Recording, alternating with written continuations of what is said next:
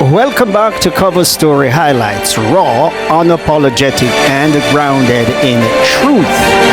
There is a popular phrase, folks, that elections have consequences. And clearly, it speaks true in this recently concluded general election in Jamaica. The 2025 general election may be over, but the questions it raises about fairness, governance, and accountability are far from settled. The Jamaica Labour Party wanted to win the election more than the People's National Party. And hear me carefully. The Jamaica Labour Party wanted to win the election more than the People's National Party.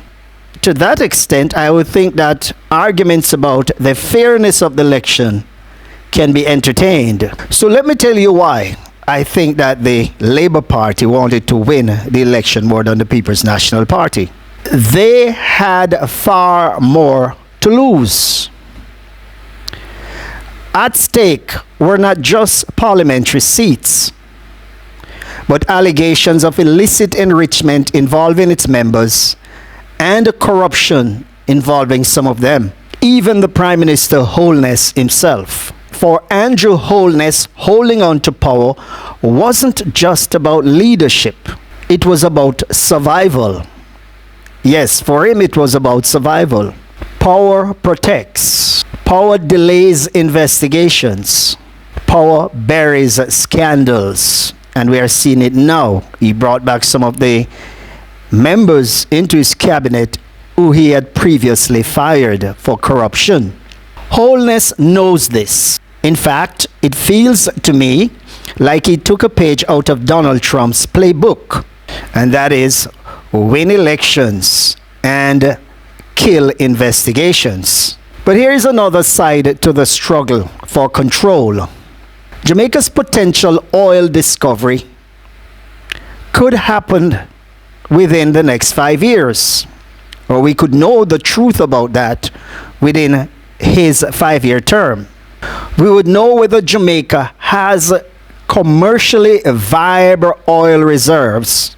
This will come to light within his term. As you might know, the license granted to the company that is currently exploring whether there is commercially viable reserves in Jamaican waters, that has been extended until 2028.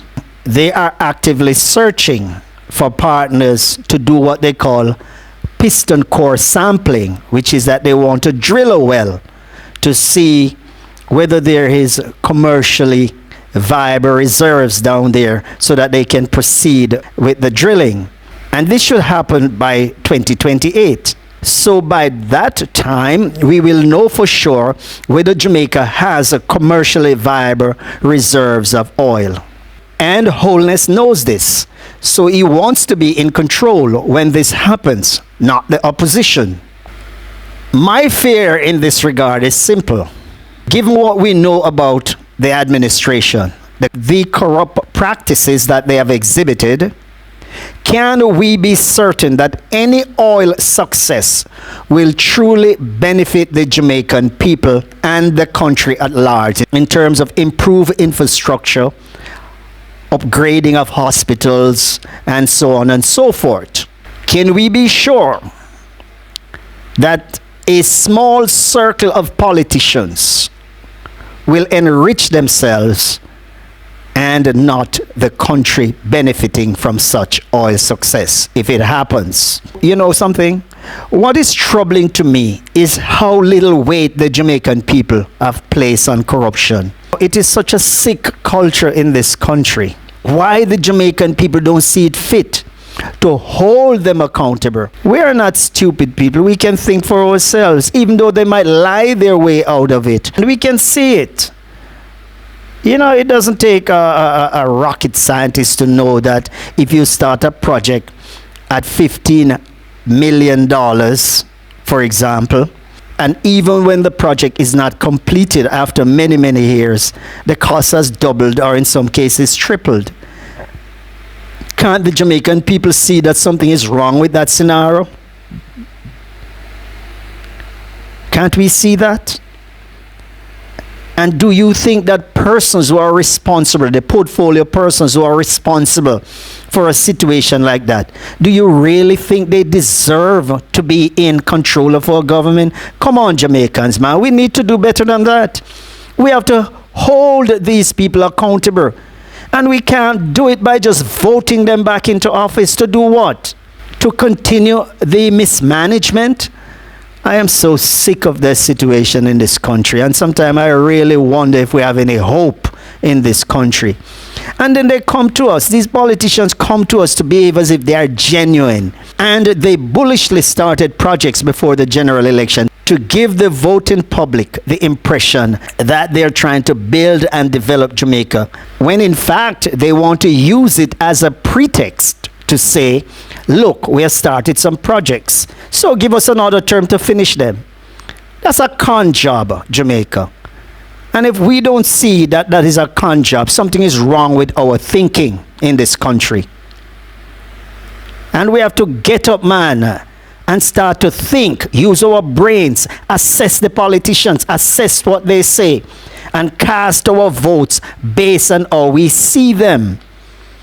We don't cast our votes because we are hardcore JLP or we are hardcore PNP or because we get some money to stay home as PNP or because we get some money to vote as PNP. No, we have to do better than that. So indeed, what is troubling is how little weight corruption carries at the ballot box. Despite the scandals, despite the unanswered questions, the majority of those who turned out to vote stuck with the JLP. Isn't that incredible? I am alarmed. What is it thinking? What could we be thinking as a people? In my view, the real statement came from those who stayed home. This is why we have 68% of the population don't vote. More than half of the Jamaican population don't vote. And you know what? In my view, they are deeply concerned about corruption. But instead of showing up at the polling station to register their disapproval, they stayed home and avoid the process altogether. And even though the winners might not think that this is serious, the silence speak volumes. So where does this leave us, folks? The responsibility now shifts to the opposition.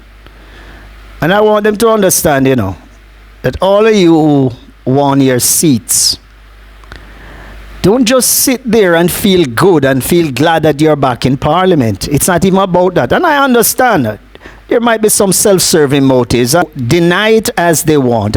Of course, denial is not a river in Egypt. So they can deny it as they want. But yes, some of them back in there just because they want the pension. So they are glad to be there. We, the people, have to put them on notice. Because this is where we need a vibrant opposition in a time like this. The People's National Party has been handed the official role as watchdog. And you know what? I don't know about you out there, but I will be watching keenly to see if they will rise to the occasion and hold the government accountable in the interests of we the people. Or will they allow business as usual to continue unchecked? This is where the real battle begins. Not just for power, but for trust. Because Jamaica's democracy cannot strive if corruption is left unchallenged. Our resources, oil or otherwise, must benefit the people, not the politicians. And leaders must always be reminded that power is temporary, but the people's interest is permanent. Have a good one, Jamaica. You have just seen cover story highlights. Remember to subscribe, like, share, and drop your comments below. We want to hear from you.